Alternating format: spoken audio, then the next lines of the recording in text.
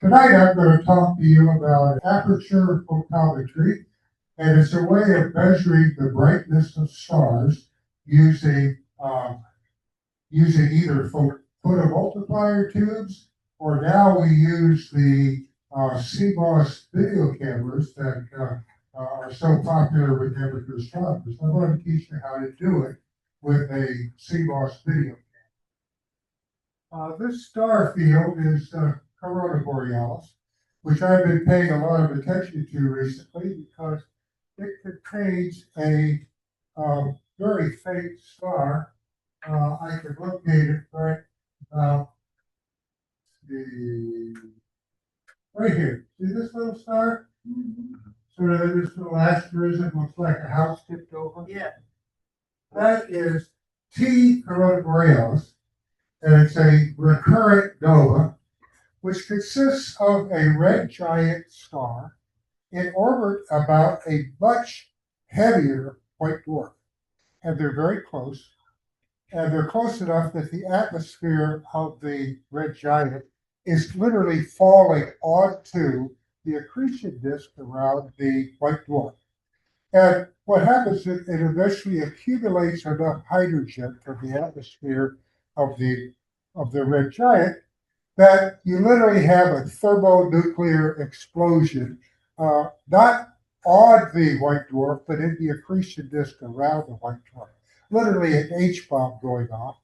And it will go from about a 10th magnitude star, that little faint thing you can barely see, to a star that's as bright as or brighter than this one. Second magnitude or maybe brighter. And there's the intriguing possibility that it might even become a type 1A supernova, in which case everybody will know it, will see it at the daytime. So there's a theory that recurrent nova evolve into what becomes a type 1A supernova by accumulating more and more mass from the red giant until they exceed the Chandrasekhar limit. That's the name of an Indian astronomer who figured this out. 1.4 times the mass of the sun. When it gets that big, the whole thing goes bluey. No more star. Blows itself completely to pieces. Both stars? What? Both stars? No, it'll just be the white dwarf. Okay. It'll probably shake the heck out of the red giant. Maybe blow most of its atmosphere apart. Do a little damage. Maybe accelerate turning it into a white dwarf. So, anyhow, but I'm going to tell you how to measure the magnitudes using aperture photometry. By the way, this is an aperture of the sort that I use. It's not a physical atmosphere. It's a virtual aperture that's contained in a computer program that you use to measure. So the talk is about aperture photometry. I'll give you a little background on star magnitudes. The faintest star that the average person can see under good sky conditions is 6th magnitude. That's been defined by astronomers in antiquity as a 6th magnitude star. And a reasonably bright star was 1st magnitude. There's a lot of all of the brightest stars in the sky they called 1st magnitude. And the dimmer they got bigger numbers. Brighter stars have lower magnitudes than fainter ones. Sounds backwards, but that's what they did. Stars differ from one another by 1 magnitude if the one is 2.512 times as bright as the other. That constant came later, and I'll tell you how that came about. Magnitude values do not have a unit, it's just magnitude. The scale is logarithmic and defined such that a magnitude 1 star is exactly 100 times brighter than a 6th magnitude star. And with that factor of 2.512, that gives you 6 magnitudes between 1 and 6. Each step for 1 magnitude is the 5th root of 100, which is 2.512. That's where that number comes from. And the ancients wouldn't have known about that, but that's how we defined it to match up roughly with the scale that they created. The brighter an object appeared, the lower the value of the magnitude with the brightest objects, like Sirius and Vega, they have negative values for magnitudes. Now imagine that we had some kind of crazy photoelectric instrument with a sensitivity to light such that a 10th magnitude star gave you a signal of 600,000 units, whatever those units were, okay? Now, an 11th magnitude star would produce a signal of 600,000 divided by 2.512, or 238,854. And a 9th magnitude star, brighter, would give a bigger signal, 1,507,200, etc., and so forth. See the table at the right, what this hypothetical electronic photoelectric machine would give you. The signal would go from 238,000 clear up to 9,510,000 over a range of 11th magnitude up to the brightest of 7th magnitude. Now, if you made a graph of the magnitude versus the signal you get, let me get my, can you see this cursor? There it is. If you make a plot on regular graph paper, you get this curved line, and it has that particular equation. It's more convenient to plot it on log paper where the y-axis is logarithmic, and if your photometry is good, you get a straight line. And in both cases, the equation of that line, the y values, the magnitude, is equal to this constant minus 1.086 times the log of this signal plus this constant of 24.445. So you can imagine that if you do that equation, you could deduce the magnitude of any star within that magnitude range by plugging its signal into this formula, and you could just calculate the magnitude. Okay, I have such an instrument, and I made it myself. It consists of a 72 millimeter f6 achromatic lens. It happens to be in my Astrotech refractor. It's a nice achromatic lens. I have a V photometric filter. That's a light green filter, and it's a standard photometric filter that's supposed to stimulate dark adapted human vision. I have an ASI 432mm CMOS video camera. It's got a 19.5 by 9.95 millimeter sensor. It's got 1,608 by 1,104 pixels on it. And each pixel, you consider it a bucket that will hold 97,000 electrons. These are photoelectrons that the star, light of the star has stimulated, and it holds these electrons, and you could make pictures from it. Wait a minute. Say, do that again, you lost me. 97,000? 97,000 electrons. That's how many electrons it'll hold when it's saturated. Oh, okay. And you want to stay away from that, okay? Okay, yes. Now, with an exposure of 15 seconds and a gain of 300, and a night with decent conditions, mostly transparency, it has exactly the sensitivity on those plots I just showed you, covering a 7 to 11 magnitude range. At longer exposures, I can reach fainter stars limited only by the sky brightness. And at shorter exposures, I can reach much brighter stars like T Corona Borealis when it blows up, or Epsilon Corona Borealis to use as a reference. And maybe even that bright one, Alpha there. I would have to move my field around to see that, though. Now, to use this instrument, I need a computer and some software. By the way, I lost part of, yeah, I wanted to show you what this instrument is. Uh, uh, it, I have the Astrotac refractor strapped onto my C14, and I've got that 432 mm camera on the little refractor. Uh, the C14, I've got another camera on. I'm going to use that for spectroscopy, but I'm not going to talk about that.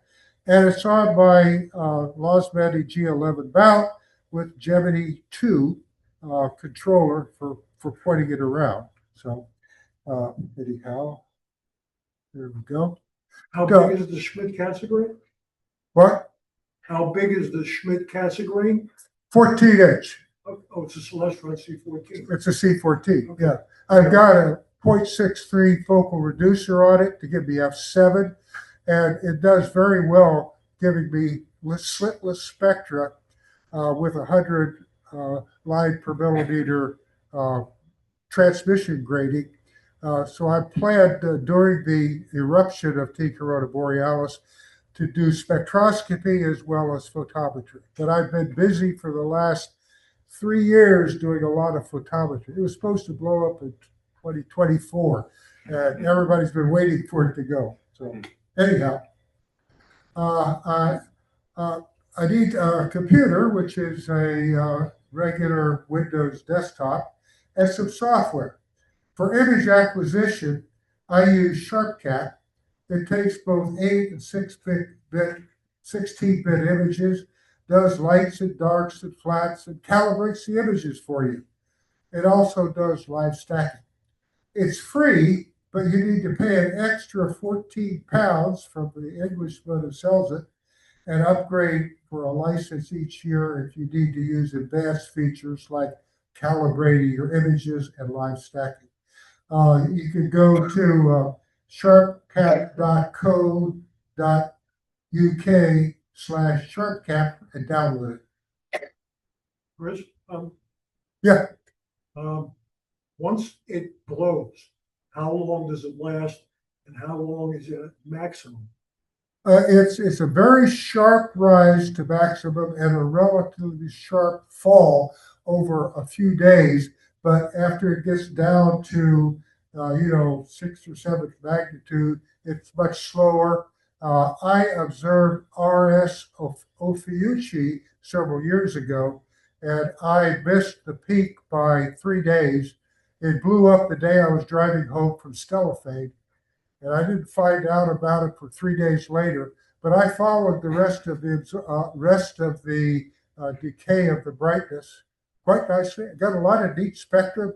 You get a spectrum of a hydrogen bomb, which is kind of cool. A lot of ionized helium and ionized hydrogen. So anyhow, so that's. But I'm sure you can use other software besides SharpCat. You could probably either use Fire Capture, and there's plenty more software that would work. Now, for the aperture photometry, there's a wonderful free program, and I wish I had taken the time to get back up to speed on running this. I used it before on exoplanet transits, but it's a very, very steep learning curve, and I wanted to get into business with T. corona borealis quickly, so I used the program that I had in the speckle toolbox that I used for speckle interferometry. One of the subroutines of that does a real good job at aperture photometry, and I knew how to use it. Anyhow, I would recommend that if you want to do this, you get into Astro Image J, because it does everything for you once you learn how to use it. And there's plenty of information on the web that will teach you how to run it. The Speckle Toolbox is the free program running only on Windows. You will make all the measurements yourself, but in doing that, you will really learn how to do aperture photometry without having Astro Image J hold your hand the whole way. It can be downloaded in 2 versions from the Speckle Interferometry group at groups.io. I use 1.03 for photometry and 1.05 for speckle interferometry. Data reduction, well, AstroImage J does all of that for you. However, I use Microsoft Excel, and I will show you how to do it in a spreadsheet later in this talk, and you will know how it all works. Now, this is the field from my Astrotech refractor and the 432 NF. It's a kind of a nice little star field, and here is T Corona Borealis, and these three relatively bright stars I use as comparison stars, along with that one, that one, that one, this one, and this one. These are American Association of Variable Star Observer standard stars. We know they're not variable stars, and we can use them as a reference, and they tell us exactly what the magnitudes are. This is, of course, the star field in Corona Borealis with T Corona Borealis as that little faint 10th magnitude star. It covers a magnitude range of from 4.14, that's the bright one up at the top, down to 10.7.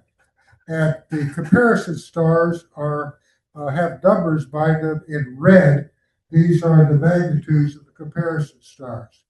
Now, these images are saturated in the center and bleed out into the surrounding pixels, so that the brighter stars appear larger than the fainter ones.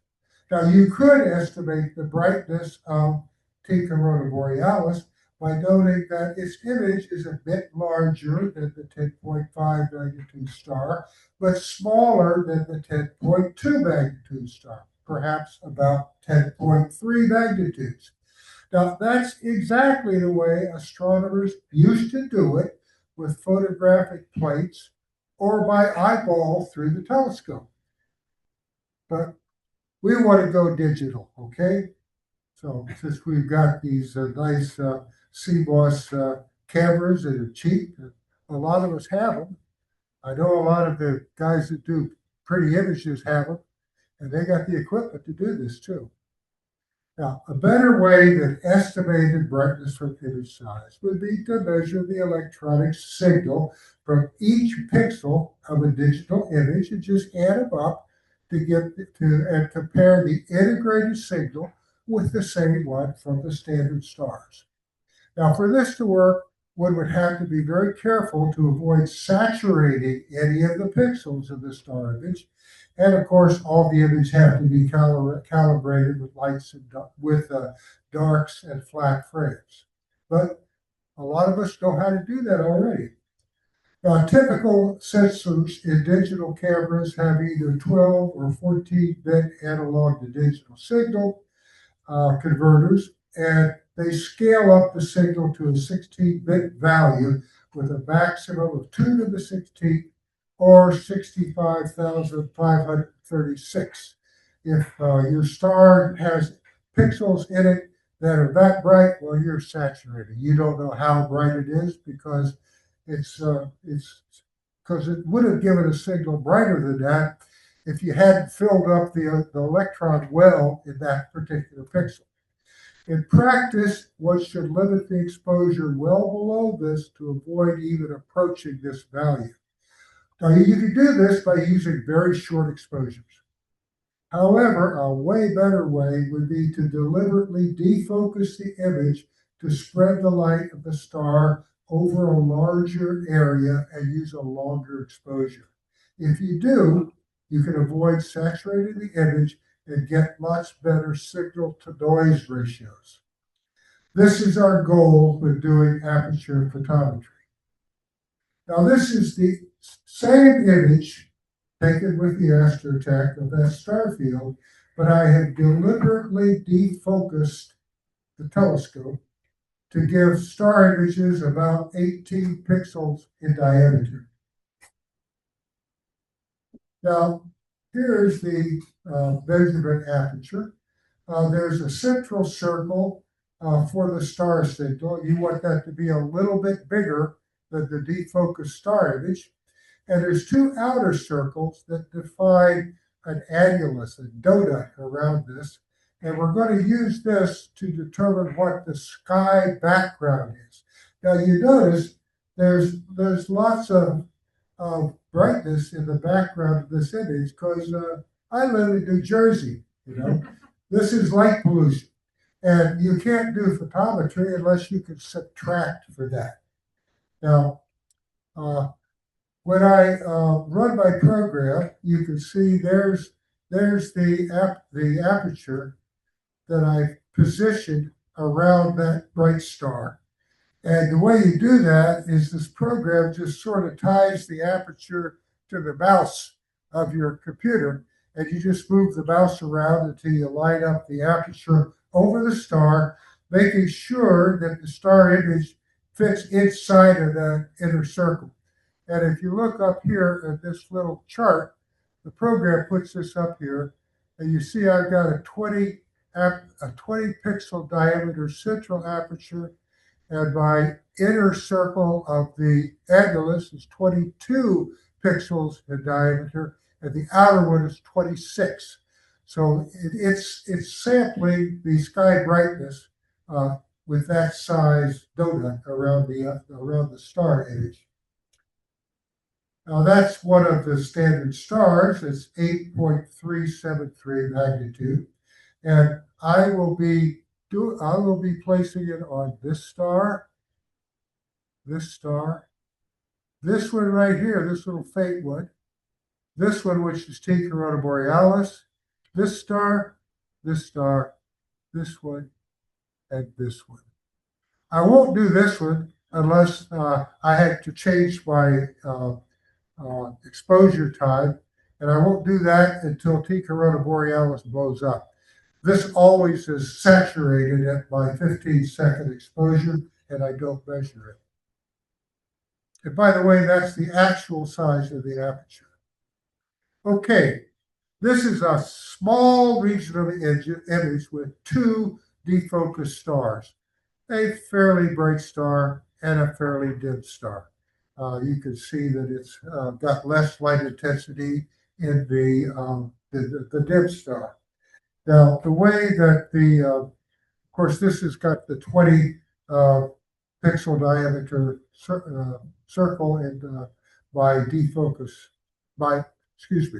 my star diameters are 18 pixels, and my object circle is 20. And there's the aperture, again, the virtual aperture that is only seen by the computer program. And here's the calculations that go on. The object area is just pi times the radius squared, which is 10. So pi times 10 times 10. And it works out that there's 314 pixels in that donut. Now, no, that was in the object circle. 314 pixels inside this inner circle. The background is pi times 13 squared minus 11 squared, which is 48 pixels. There's 48 pixels in the donut. So let's say that the computer looked at all of those pixels in the object and counted them all up and counted the brightness of each one and added them, and it gives a number, and I will call that number O. And the sum of the pixel signals in the annulus I'll call B. So the way that the program figures out how bright the star is it divides B by the number of pixels. So that gives the brightness of the average pixel in the annulus, and multiplies by 314. That's the number of pixels in the object circle, and subtracts it from the signal from the object. That gives you the light intensity that's coming from that star over and above what the sky background is. And that's exactly what you need. When you get that signal, you write it down, and then you move to the other star, and it'll give a lower value of the signal. So that's what's actually going on in the measurement of the brightness. Now, what I do is I take 5 images. I'm going to take the average of the results from all 5 images. And to avoid getting myself confused, I make up this worksheet. This is on a sheet of 8.5 by 11 paper, and it's got a little star map on each one, as well as the identified numbers, AAVSO's numbers, and the magnitude on each one. And uh, I will go through my images using the program, and I'll write down the signals on it. Now, let's just consider one, and this is plate one. This is the little worksheet area for plate one. First thing I do is write the time of that particular image in universal time, and I write in the background. And by the way, the background is obtained by just, where in the world is that thing? Oh, there it is. I put the aperture right there in between those two bright stars, and I just take a reading of what the light intensity of the New Jersey light pollution is, and that was 8,252 signal electrons approximately. So I do that. And the next thing I do is I measure the signals from the variable, the T Corona Borealis, and the comparison stars. Well, that went over there and had 2,246,551, and I scribbled it in with my pencil. I did that star. I did that star. Okay, and I got the brightness of the recurrent nova is 437,555.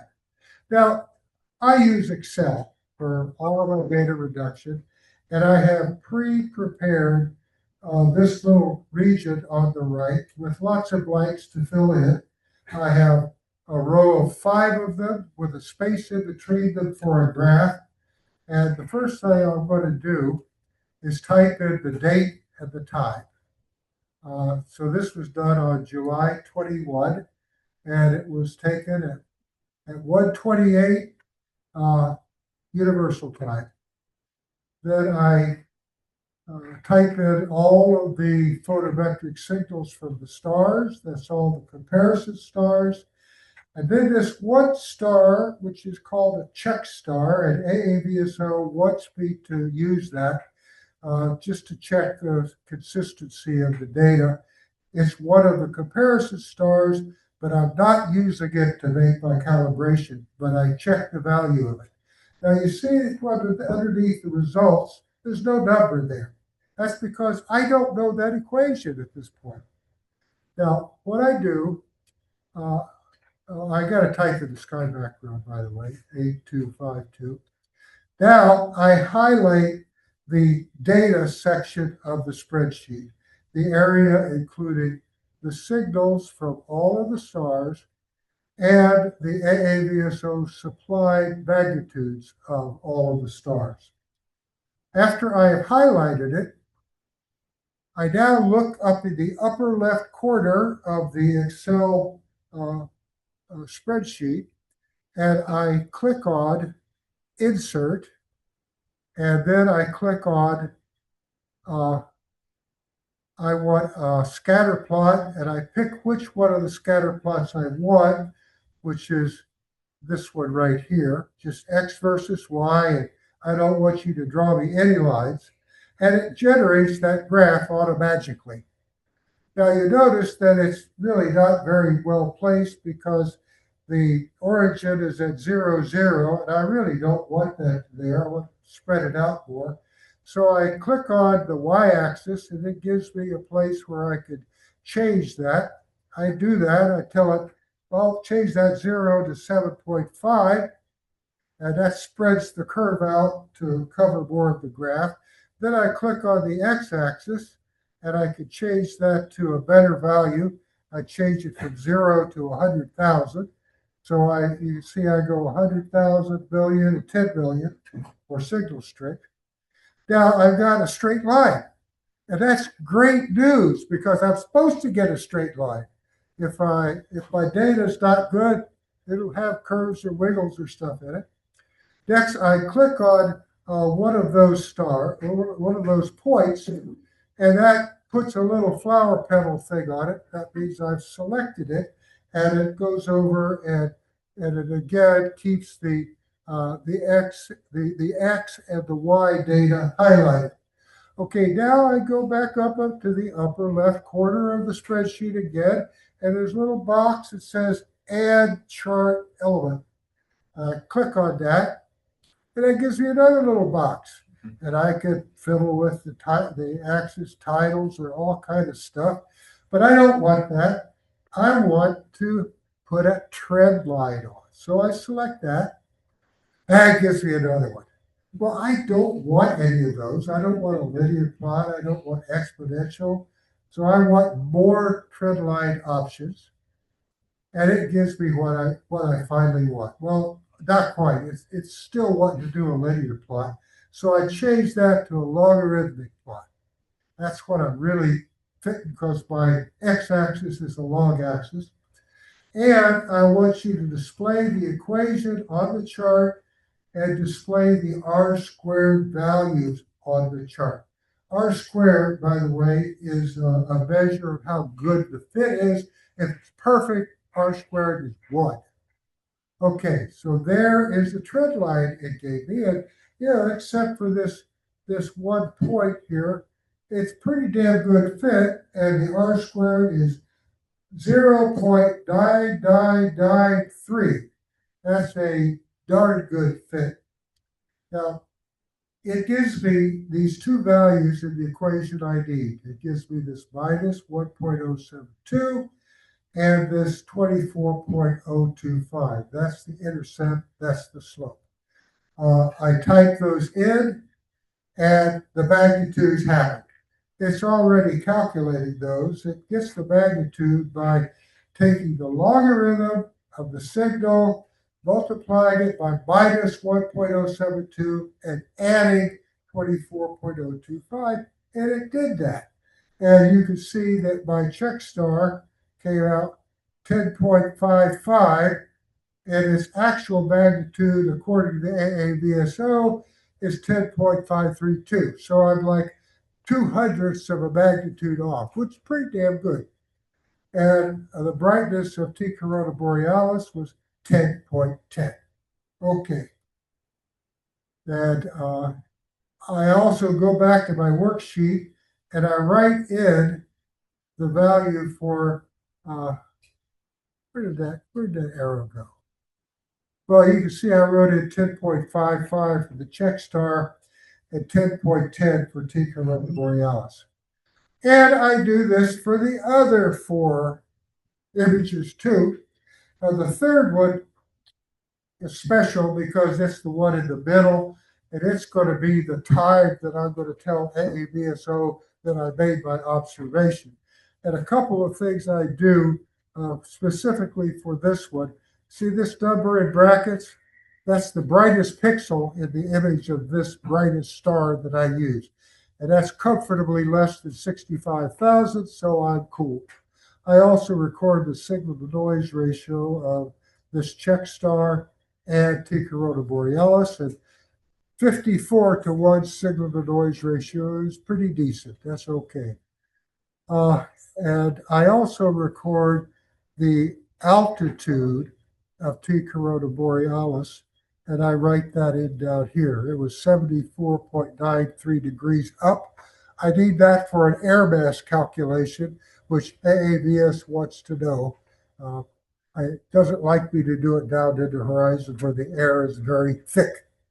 So I've also written in the average and the standard deviation, which the program also figured out for me. And by the way, I use this formula, the standard deviations, which we get from the mathematician Bessel.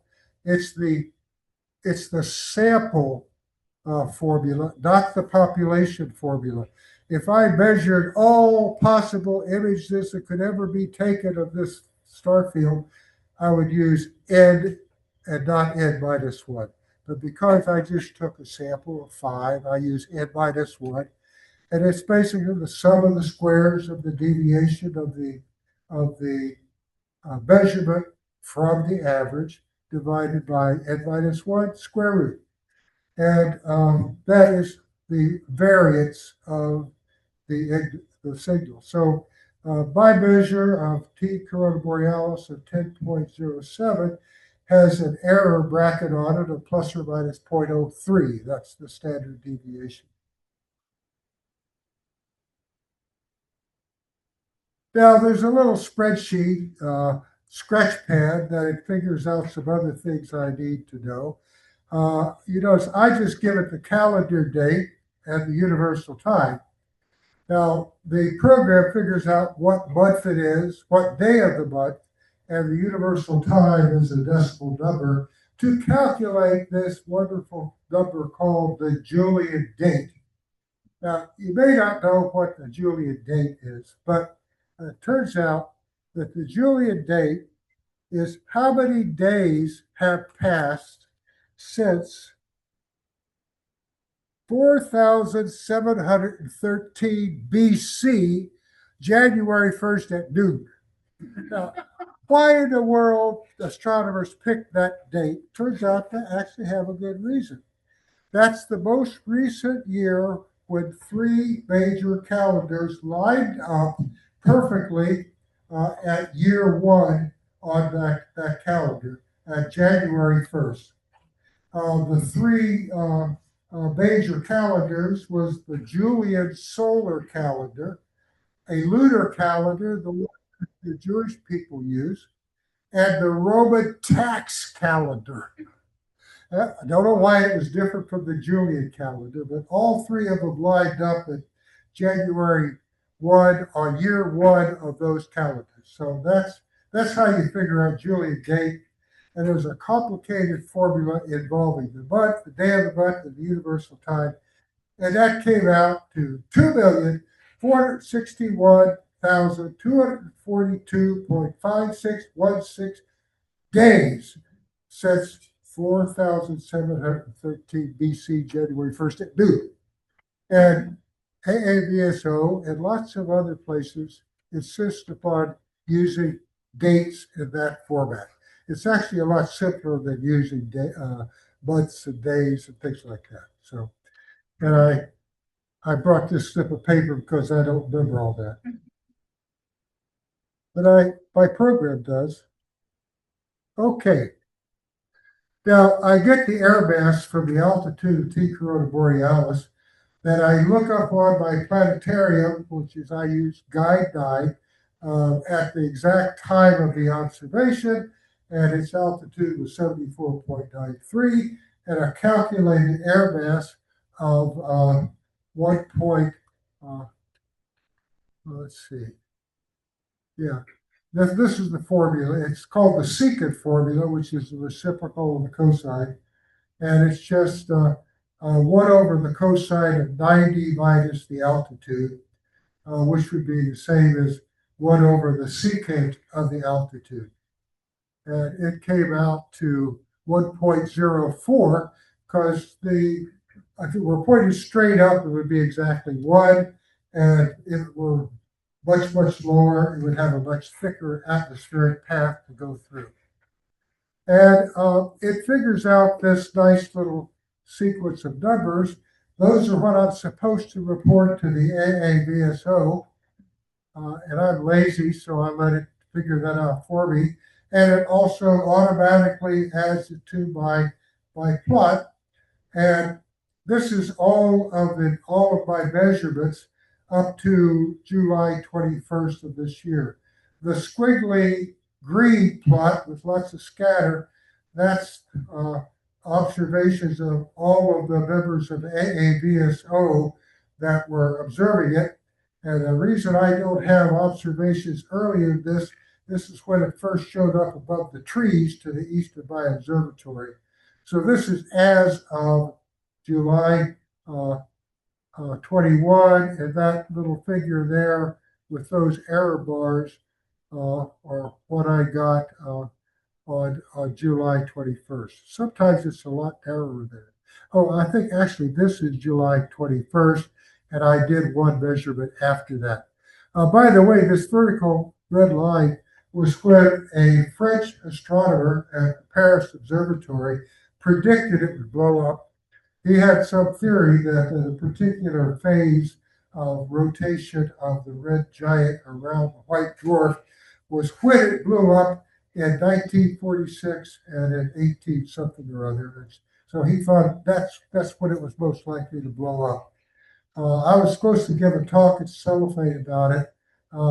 However, I got a few more values and then I went to Stellophane. I did observe it visually in Stellophane and it hadn't blown up yet. So it still had night before last. Anyhow, this is a typical report I sent into AAVSO. It's a text file. I sent them in a comma delimited text file. And they plot the results and give me credit for it.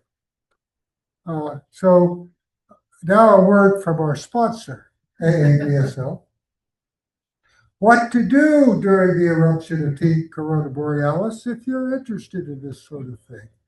First, go here at this website, and I'll leave this up for a while so you can write it down if you want to. However, it's pretty obvious. It's just aavso.org/blog/what to do during the eruption. And somebody tells you all kind of things exactly what to do. So you just follow the advice of AAVSO, whether you just want to watch it, whether you want to try to make a visual estimate of it, whether you want to use a photomultiplier tube or a digital camera like I did. And by the way, see that little tiny dot? That's T. Corona Borealis. And when it blows up, this is what happens. It'll go to a star at least as bright as Polaris. It'll probably get a little bit brighter than Alpha here. So